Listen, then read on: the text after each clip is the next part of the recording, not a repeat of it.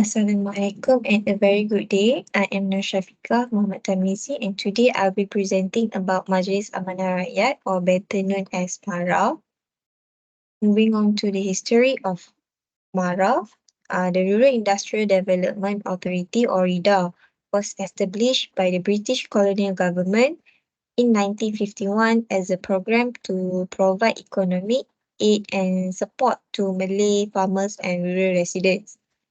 The organisation expanded its scope and the Malaysian Parliament transformed this organisation into MARA in 1966.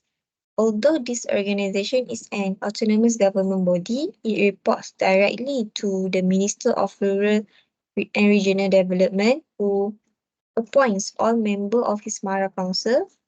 And also MARA operates state-level office in Kuala Lumpur, Malaysia's 13 states and federal territories, as well as 3 overseas offices in London, Washington DC, and Alexandria, Egypt. MARA was founded with the primary objective of uplifting the socio-economic status of Bumiputra Malaysians through various initiatives spanning education, entrepreneurship, and community development. And also, MARA embodies the spirit of inclusivity and empowerment, aiming to bridge the socio-economic disparities and create opportunities for advancement among the Bumiputra individuals and communities. And through a diverse array of programs, services, and initiatives, MARA endeavors to nurture human capital, stimulate economic growth, and promote social cohesion within Malaysian society. And this is the general structure of organizational chart for Majlis Amanah Rakyat, leading by the chairman, Datuk Dr. Ashraf Wajdi, the head of the organization for providing overall leadership and direction, and its MARA Council to oversee MARA strategic direction, policies, and decision-making process. Next is the organization of finance division, where I was assigned to, and MARA typically comprise several department or divisions, each responsible for specific functions or areas of operation, which include finance and administration division, where they are handling financial management, budgeting, human resources, and administrative functions. The next slide is internship milestone. During the first week, my task is to do journal entry in the week 1 to week 8 by entering relevant information from the document into the accounting system, including date, description, account codes, and amounts.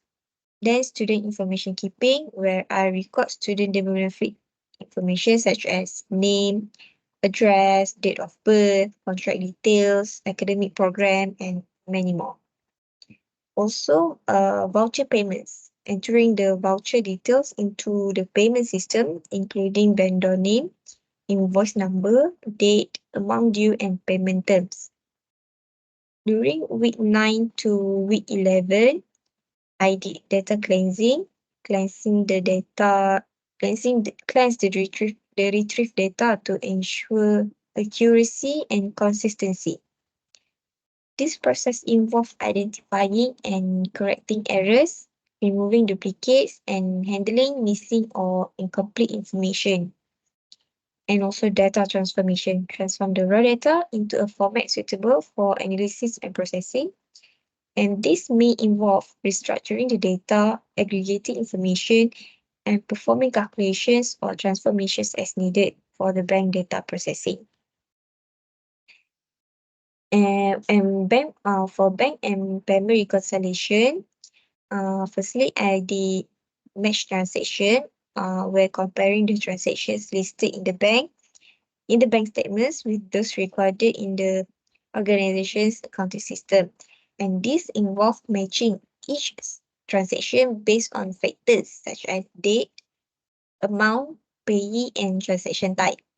And secondly is identify discrepancies uh, between identify any discrepancies or information or differences between the transactions recorded in the bank statements and those in the accounting system.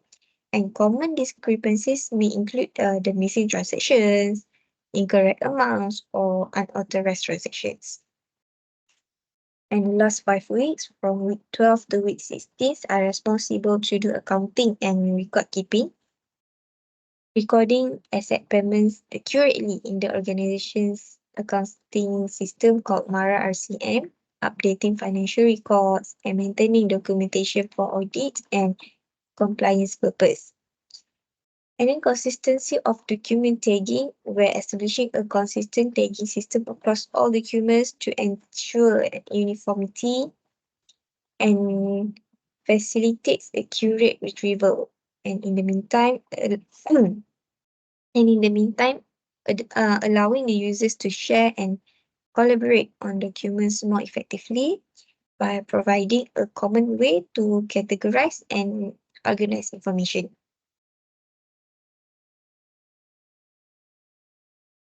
And then the competitor analysis. Competitor analysis is a crucial process for understanding the business landscape and gaining insights about Majlis Amanah Rakyat competitor. The first competitor is PT-PTN. And given their role in Malaysia, education financing landscape, PT-PTN and MARA can be viewed as can be viewed as competitors to some extent because despite having different missions, both groups aid students seeking higher education financially and support education access as a similar objective. Also, PT-PTN specialized in providing study loans with a repayment plan for living expenses, tuition, and other associated costs to Malaysian students after graduation. Next is SME Corp Malaysia, while having different primary purpose. SME Corp Malaysia and MARA are two Malaysian corporations that work together to foster entrepreneurship, focusing on the development and expansion of SMEs, providing financial support, educational opportunities, and consulting services. And also, SME Corp Malaysia and MARA may be competitors because to their shared emphasis on entrepreneurship.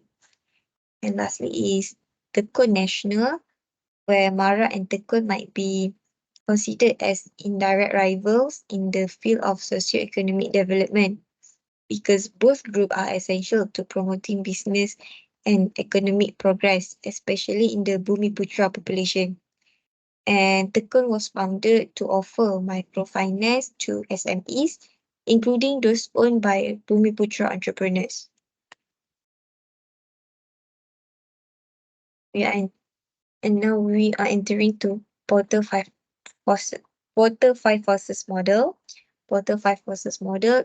5 forces is a framework used to analyze the competitive intensity and attractiveness of an industry or sector. And here is a breakdown of Portal 5 forces as applied to Majlis Amanah Rakyat. The first one is threat of new entrants. MARA operates within a niche as a government agency focused on empowering Bumiputra communities in Malaysia. And the barriers to entry for new entrants are relatively high due to the need for significant government support, established infrastructure, and expertise in socio-economic development initiative. However, potential threats could arise from the emergence of new government agencies or NGOs targeting similar objective. Next is bargaining power of supplier. MARA supplier primarily consists of educational institutions, training providers, and vendors of goods and services required for its programs. And given its significant scale and government backing, MARA likely has the bargaining power to negotiate favorable terms with supplier. However, Fluctuations in market conditions and competition among suppliers could influence pricing and availability. Next is threats or substitutes. The threat of substitutes for Majlis Amanah Rakyat program and service depends on the availability of alternative providers and options for Bumi Putra communities. While there may be alternative sources of education, training, and support services, Mara's unique focus on Bumi Putra development and its extensive network of resources and facilities mitigate the threat of direct substitutes. However, advancement in technology and changes in socio-economic policies could introduce new substitutes over time. Next is bargaining power of beneficiaries or buyers. The bargaining power of beneficiaries such as students, entrepreneurs, and community members may vary depending on the specific programs and services offered by Majlis Amanah Rakyat. For instance, in highly competitive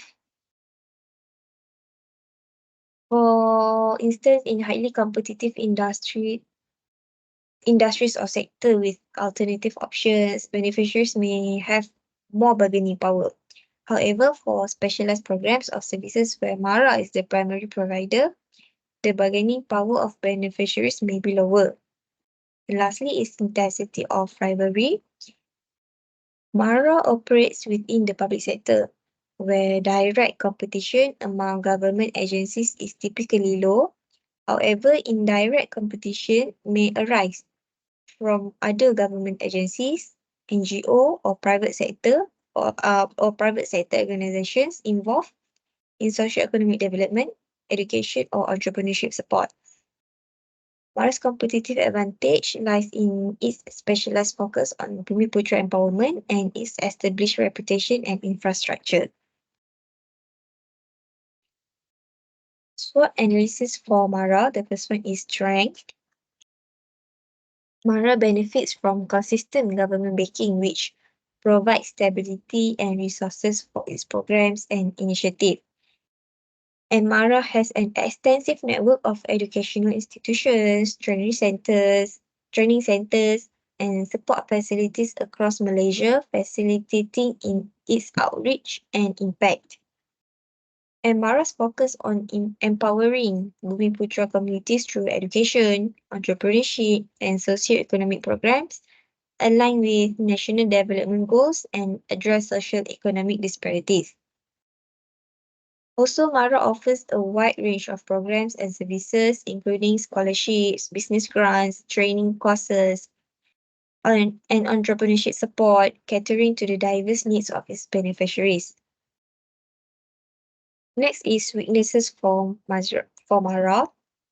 Mara may face challenges related to bureaucratic red tape and complex administrative procedures, leading to delays and inefficiencies in service delivery.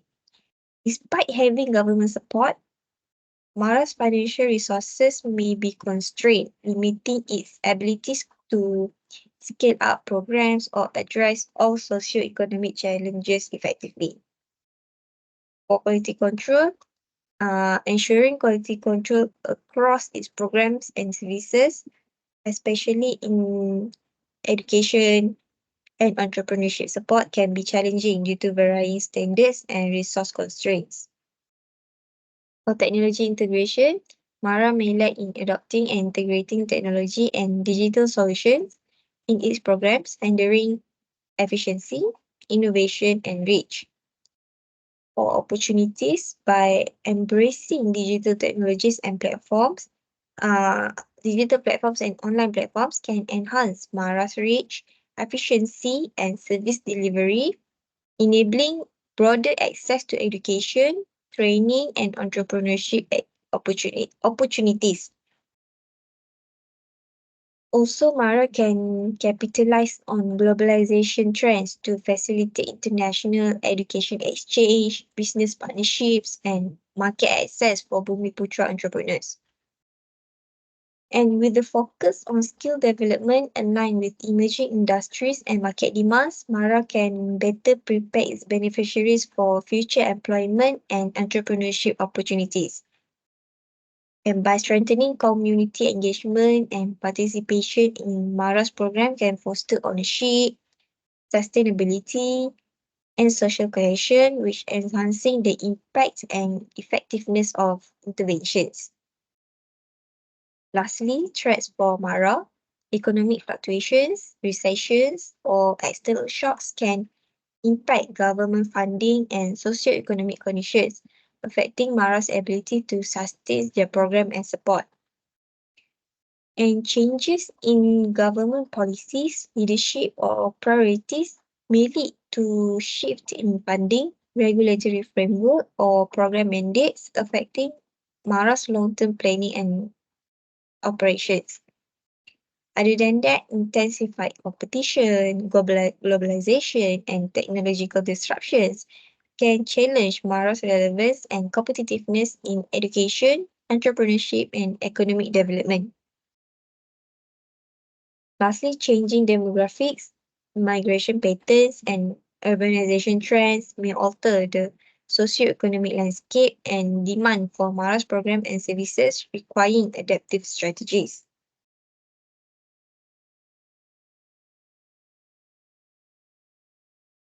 The identified problems for MARA as shown. The first one is integration issues. Challenges in integrating disparate systems, databases, or applications leading to data loss, communication breakdown, or inefficient workflows. Performance degradation, the system may be slow or unresponsive, causing frustration and productivity losses for the users. Plus, scalability problems, the system may not scale effectively to accommodate increasing user loads or growing data volumes, leading to performance degradation or downtime. And lastly is compatibility problems where the incompatibility between different software or hardware components, operating systems, or file formats that prevent them from working together seamlessly. The second one is data security concern, where the users may encounter security vulnerabilities or concerns when using the system, such as unauthorized access or data breach, unintentional deletion, corruption, or loss of data due to hardware failure, software bugs, human error, or malicious action could lead to data loss or corruption. Next is network issues. Problems related to the network connectivity, such as intermittent connection drops, bandwidth limitations, or network congestion that might affect the communication between the system components. Lastly is system downtime and reliability, which could the system may disrupt users' workflows or processes, leading to inefficiencies and frustration. And the system may not be accessible to users with disabilities, such as those using screen readers or assistive technologies. Lastly is dependency failure, where problems arising from dependencies on external services, libraries, or third-party components that could experience outage, downtime, or service disruptions. And here are some potential solutions for Mara system issues. The first one is investing in technology and innovation by upgrading IT infrastructure and invest in modern technologies to improve the system reliability, security, and scalability. Also implementing data analytic tools for better monitoring, evaluation, and decision-making processes. The second one is improving service quality and accessibility by conducting regular evaluations and assessment of MARA's programs and services to ensure quality standards are met and enhance the accessibility to MARA services by establishing by establishing mobile services unit or online help desk in underserved areas. Lastly, develop mobile application and online portals to enhance accessibility and user experience for beneficiaries. Lastly, regular monitoring and evaluation, where establish a robust monitoring and evaluation mechanism to track the effectiveness, efficiency, and impact of MARA's programs and initiatives. Also, use the performance matrix and key performance indicators or KPI to measure progress towards organizational goals and identify areas for improvement. To conclude all, industrial training does play a crucial role in bridging the gap between the academic learning and practical application in the workplace. And through the structured programs, students may be able to gain invaluable hands-on experience, develop essential skills, and expand their knowledge within the real-world settings. That's all from me. Thank you.